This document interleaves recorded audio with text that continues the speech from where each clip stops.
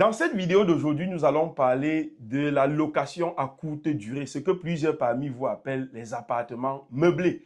Nous avons déjà parlé de ça il y a quelques jours et dans les commentaires, nous avons vu pas mal de personnes qui remettaient en question les chiffres que celui que je vais rencontrer aujourd'hui avançait. Restez jusqu'à la fin de cette vidéo parce que je suis persuadé que parmi des personnes dans ma communauté, il y a des gens qui voudraient investir dans ce secteur. Qu'est-ce que vous devrez savoir avant de vous lancer? Prenez un stylo, prenez un calepin pour noter tout ce qu'il va vous dire parce que ce sera du lourd.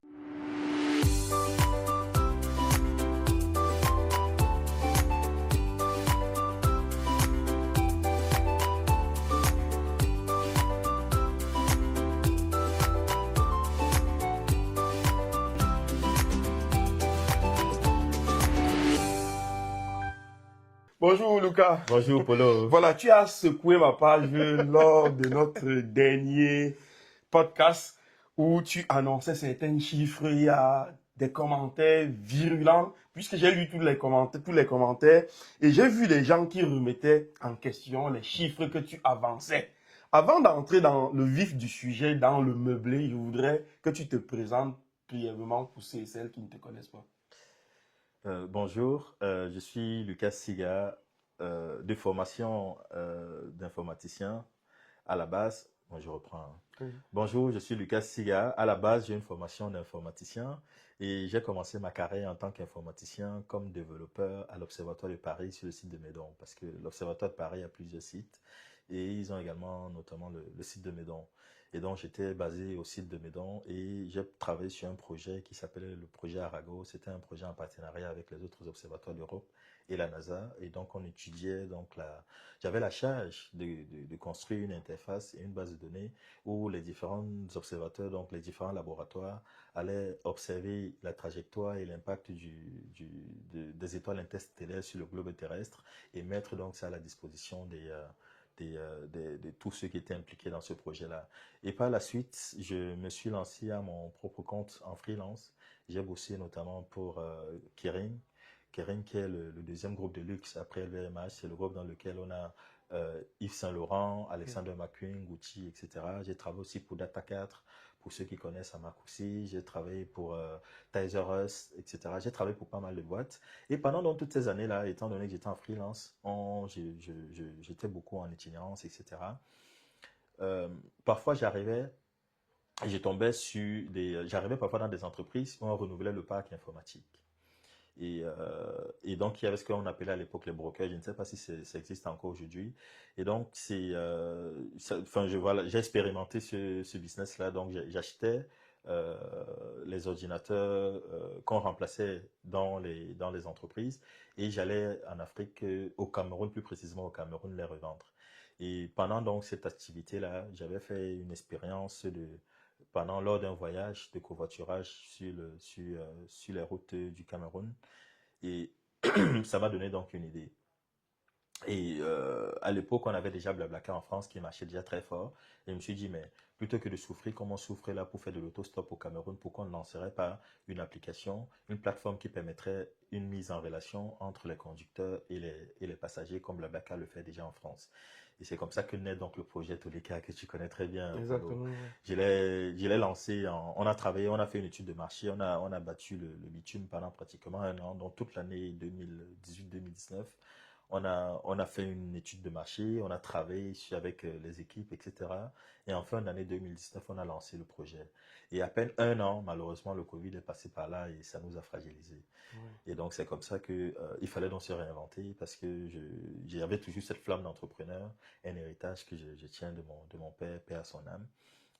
Et donc, c'est comme ça que lors de mes échanges donc avec mes contacts sur place, etc., je tombe donc de façon impromptue, inattendue, dans une discussion, on parlait des locations courte durée avec le modèle de la sous-location. Et donc, c'est comme ça que je me lance.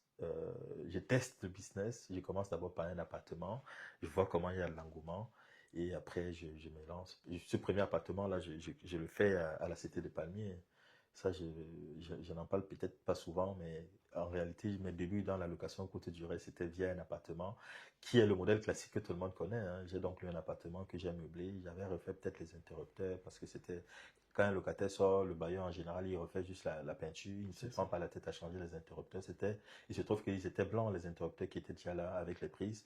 Et donc, malheureusement, il y avait déjà des traces de doigts, machin, etc. Et pour moi, ça ne matchait pas avec. Ça ne répondait pas aux exigences de la cible, Mm. de ma cible. Et donc, j'avais remplacé quelques équipements, j'avais refait la plomberie, etc., vite fait. Et je commence donc mon activité par cet appartement-là.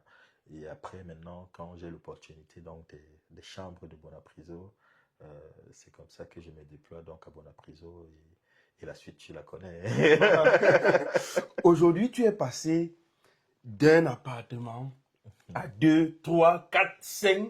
Ça veut dire que le business certainement marche. Tout à fait. Alors, on va revenir sur les chiffres. Parce que la dernière fois, quand j'ai posté la vidéo, plusieurs personnes remettaient dans les commentaires les chiffres que tu avançais. Tu as parlé de 20 millions, tu as pris un appartement à 20 millions à Bonanjo et tu l'as rentabilisé en un an, Lucas. Est-ce que ce n'est pas du bluff? Non, c'est pas du bluff, Polo, parce que, alors, ce qu'il faut savoir, effectivement, parce que si on ne donne pas le contexte, Oui, ça peut sembler être, du bluff. en effet. Mais, alors, on va parler chiffres. C'est Moi, je suis ça. très à l'aise avec les chiffres. Je Mais sais pas si avant c'est de avec ça. parler de chiffres, Oui. on va parler. La calculatrice est là. Ok. Voilà, avant de parler de chiffres, il D'accord. faudrait qu'on comprenne comment tu fais pour prendre un appartement. Je ne sais pas comment ça s'est passé. 20 millions, tu investis 20 millions et tu rentabilises cela en un an. Oui, Polo. Alors, je n'étais pas propriétaire des murs. Comme Ok, à la Cité des Palmiers, j'étais locataire. Autant pour mon appréciation, j'ai fait pareil. ok. Ça veut dire que j'avais trouvé en fait un propriétaire qui avait une mini-cité avec des chambres. Et c'était des chambres qui étaient disponibles au moment où je faisais donc ma recherche de biens. Hmm. Et donc, j'ai proposé de prendre donc en bail les trois chambres qui étaient disponibles. Et comme la toiture n'était pas dans un bon état, j'ai fait venir le charpentier, étant un peu très proche de mes finances parce que c'était, enfin voilà, j'avais quelques contraintes financières, donc j'avais proposé au charpentier de juste voir si on pouvait peut-être soit colmater quelques tôles ou remplacer uniquement les tôles qui n'allaient pas. Hmm. Et malheureusement, le verdict était alarmant. Il a dit que non, il y avait aussi la charpente qui était touchée, qu'il fallait qu'on refasse totalement la charpente et la toiture. Et quand il a donc déposé la charpente, j'ai eu une idée. Je lui ai proposé de surélever. Exactement. Je me suis demandé, mais et si on surélevait, maintenant qu'on a déposé toute la charpente, et si on surélevait avant de remettre la charpente? Parce que c'était une chambre. Enfin, Exactement. de ce qu'il y a c'était une chambre qui faisait entre 15 et 20 mètres carrés au sol. Hmm. Donc on avait le lit, on avait la douche avec un petit coin cuisine. Vraiment, on était dans la promiscuité. Et donc c'est comme ça que j'en parle donc avec les techniciens qui sont sur place et ils m'encouragent donc dans l'idée parce qu'ils trouvent que c'est effectivement c'est une très bonne idée, etc. Et c'est donc comme ça que je fais donc venir des techniciens qualifiés pour faire donc la surélévation.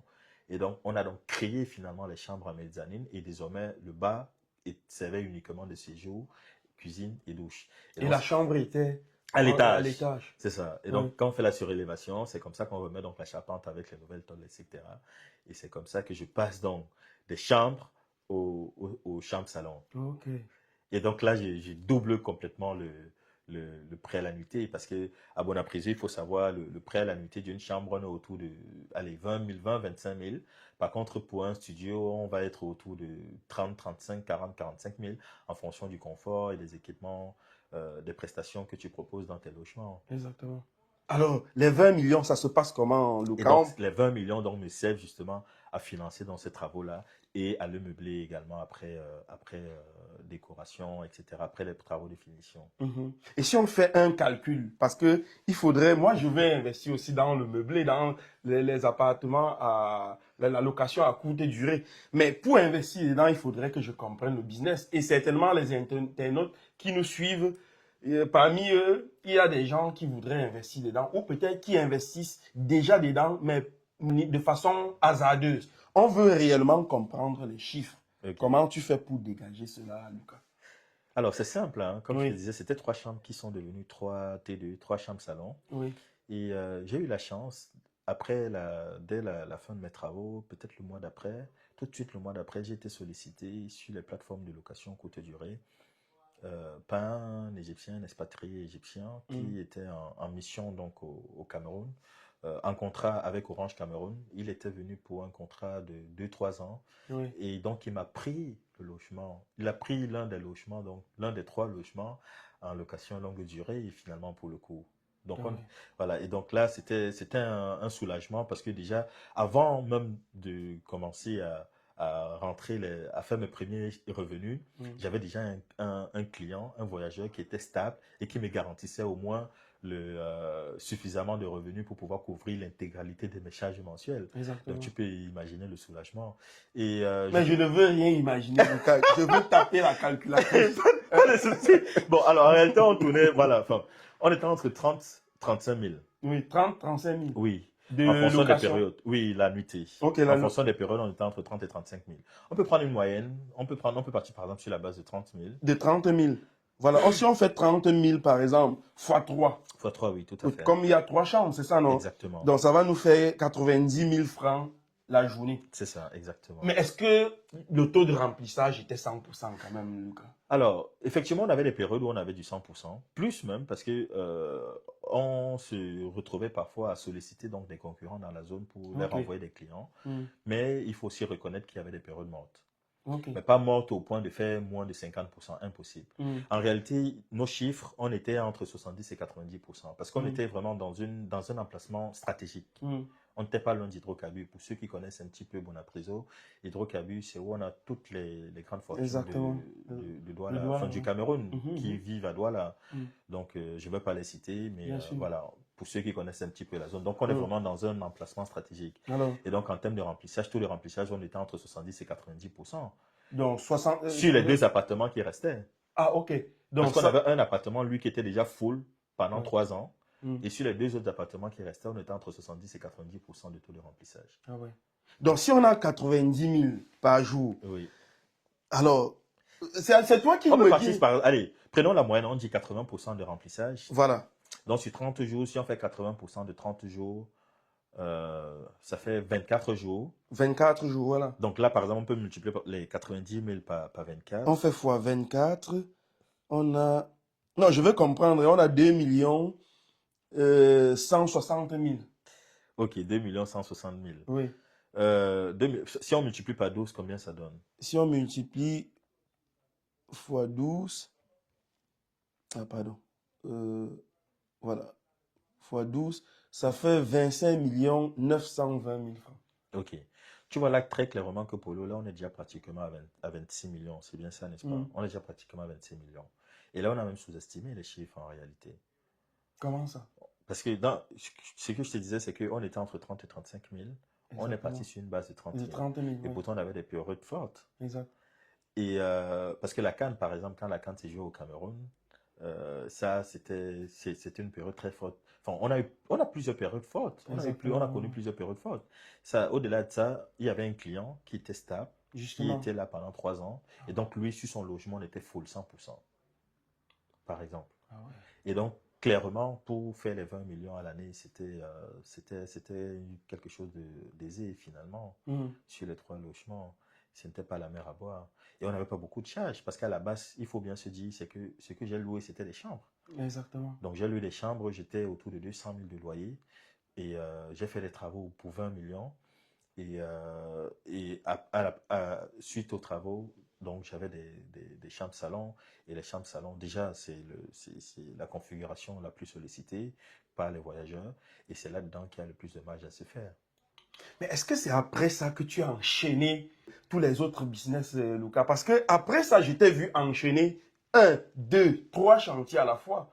Présentement, il y a le chantier, il y a 3 chantiers je sais pas, c'est à Bonamoussadi. 3 chantiers qui sont en train de se faire au même moment. Mais est-ce que c'est après ce chantier que tu as commencé à enchaîner d'autres, Lucas? Parce que je t'ai vu passer d'1 à 2, de 2 à 3, de 3 à 4, de 4 à 5. Aujourd'hui, quand on arrive à Bonamoussadi, on a l'impression que tu veux tout acheter. Mais est-ce que c'est après celui-là que tu t'es dit que voilà, j'ai taper le pied dans la fumière, il faut vraiment voir de l'eau.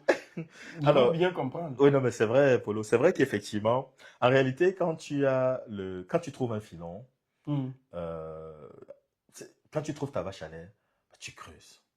En fait, mm, c'est ça. C'est que j'ai eu la chance, dès le premier, enfin, c'est vrai que le premier, c'était l'appartement de la Cité des Palmiers. Mais je ne suis pas resté longtemps dans l'appartement de Cité des Palmiers parce que tout de suite, j'ai vu les limites. mm, Et peut-être 5 6 mois après, j'ai fait les travaux. J'avais trouvé donc j'avais pris en bail donc les chambres dont je te parlais parce que les travaux avaient duré allez, entre 5 et 6 mois euh, pour réaliser donc ce que j'avais fait.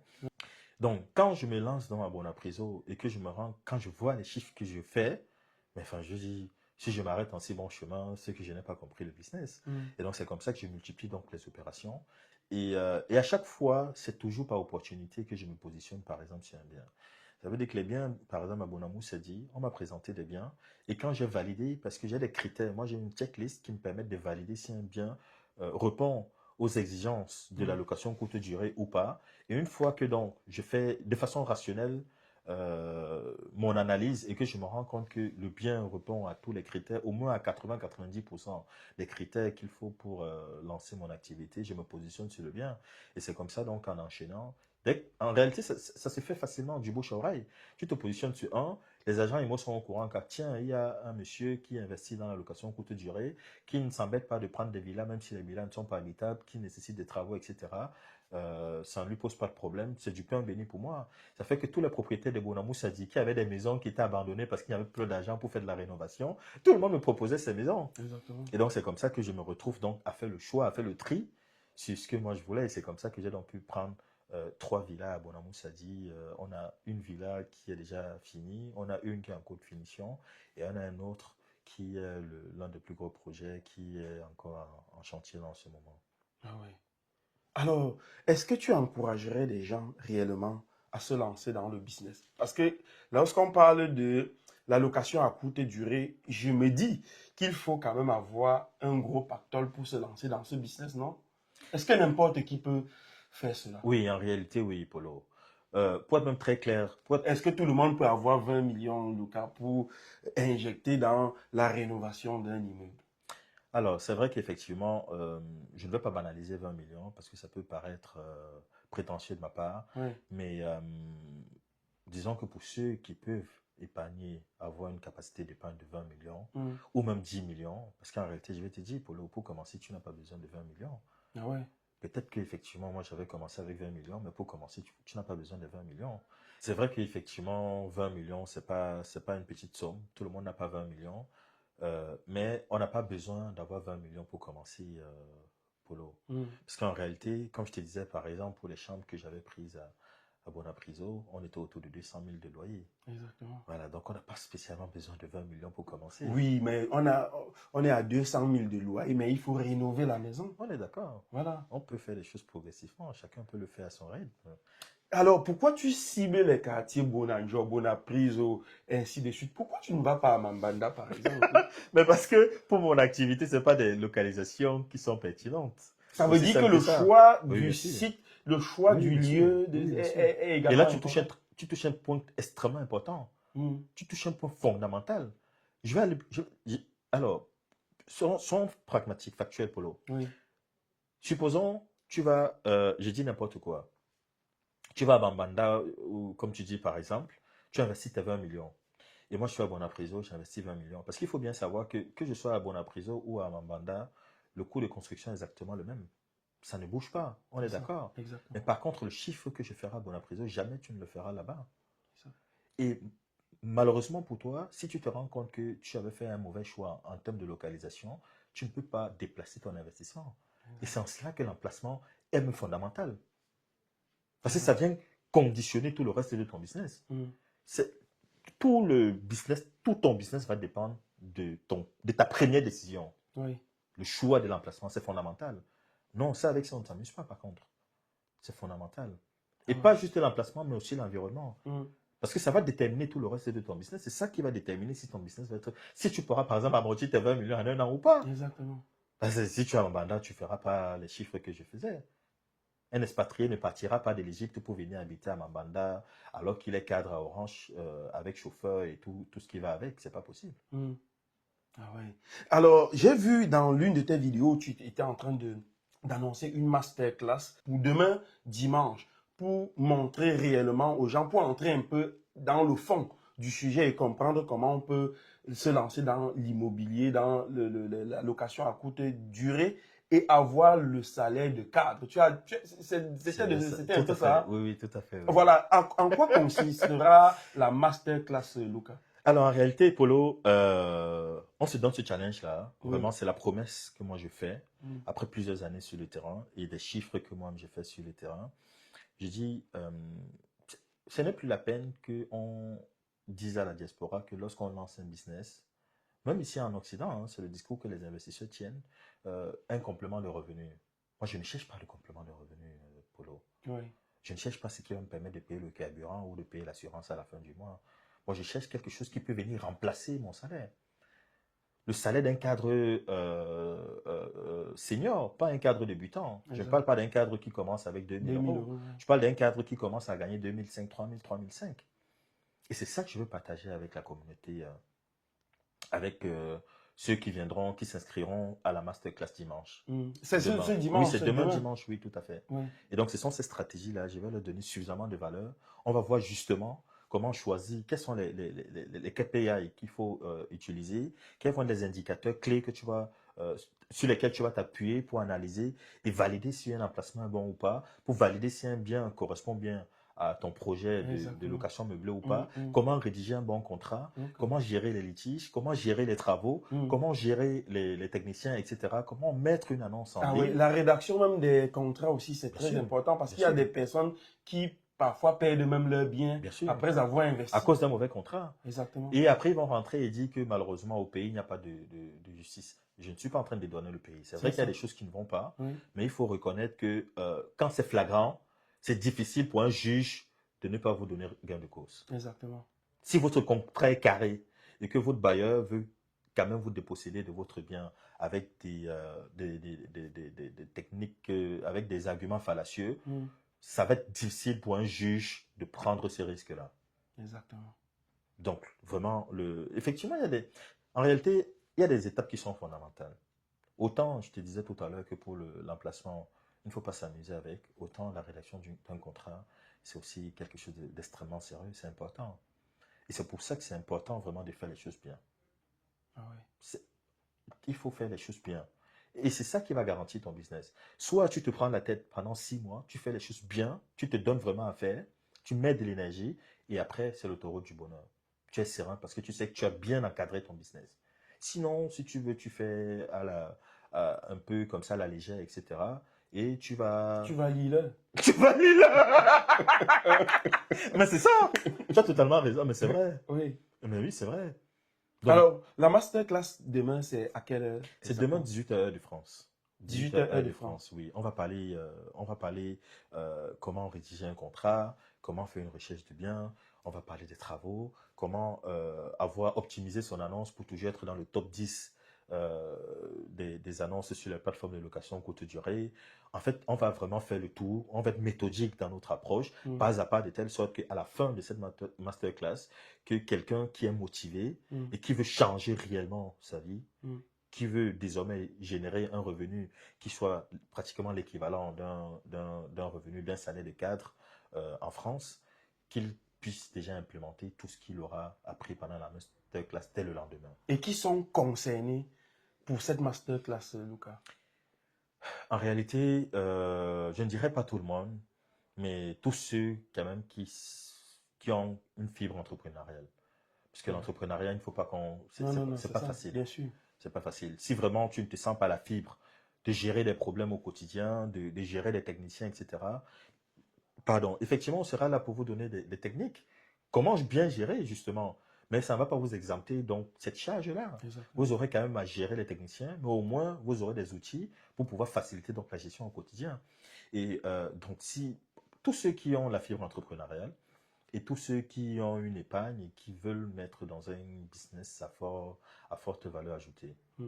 Merci beaucoup, Lucas. Merci le polo. Voilà, merci aussi à vous qui avez regardé cette vidéo en espérant qu'elle vous a plu. N'oubliez pas aussi que c'est la campagne agricole et nous avons des milliers et des milliers de plants d'arbres fruitiers dans nos différents sites de production pour vous permettre de meubler durablement vos plantations. À très bientôt les gars.